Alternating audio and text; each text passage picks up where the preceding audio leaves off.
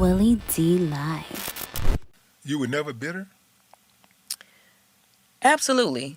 I was bitter, I would say from probably 10 to maybe 12.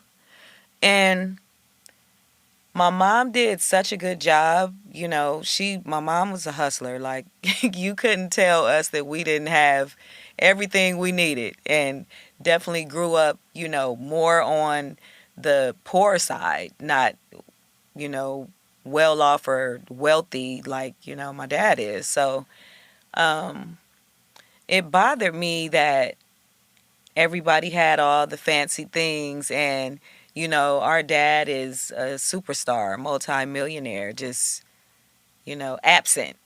And also didn't want to hold a grudge against my mom because I questioned her, like, Mom, what, you know where's your baby daddy at, what's going on? Mm-hmm.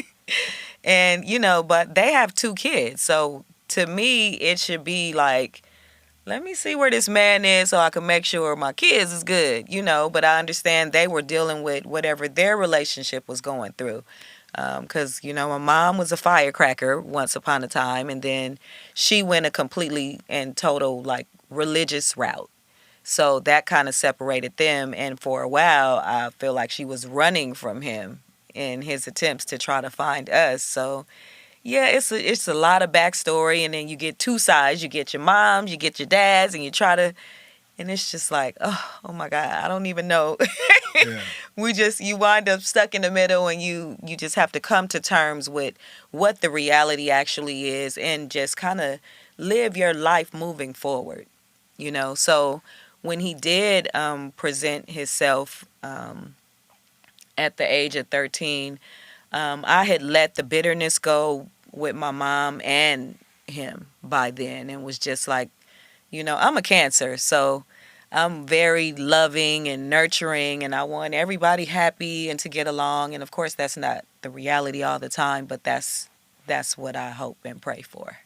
Yeah. Did that your relationship with your dad, as far as the part of it that was not right, have any effect on your relationships, your romantic relationships with other men? Hmm. Ooh, Willie, I'm gonna have to come out my coat for this. You are touching a nerve over here. um, I like to think not. I don't think my personal relationships were affected by his, but I will say that I kind of look for my dad in the men that I date, but not the bad side. Like, I Mm. want to see the genius, I want to see the style, I want to see the heart, the compassion, because, my Now, why you dad. put that kind of pressure on a man? You ain't gonna get that kind of genius out of no other man. Listen, you better step it up. You step that game up. So yeah, I kind of look at myself as like a hopeful romantic, not a hopeless romantic. Right, right. That makes a lot of sense. I see that. You mentioned that you was a Cancer. Eh, A Cancer reminds Mm-hmm. me of the song Moonchild that Mm-hmm. your daddy wrote. That song could be about you if he hadn't said, I'm your man forever, or something he said along the lines of. And I don't know if he tried to just throw that in there to make it more universal where it could work for lovers or whatever. Mm-hmm. But when I was listening to that song, I was like, I wonder is he's talking about Ty? Is that song about you?